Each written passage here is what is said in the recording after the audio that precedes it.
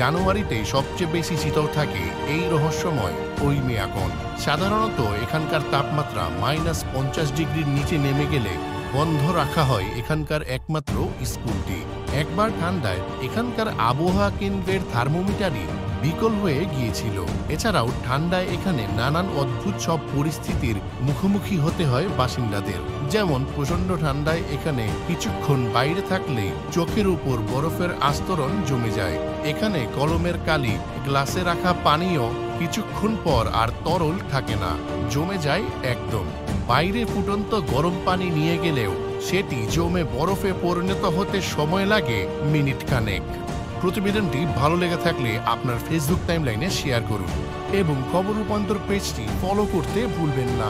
সেই সঙ্গে আমাদের ইউটিউব চ্যানেলটি সাবস্ক্রাইব করে রাখুন। এতক্ষণ খবর রূপান্তরের সাথে থাকার জন্য আপনাদের সবাইকে অসংখ্য ধন্যবাদ।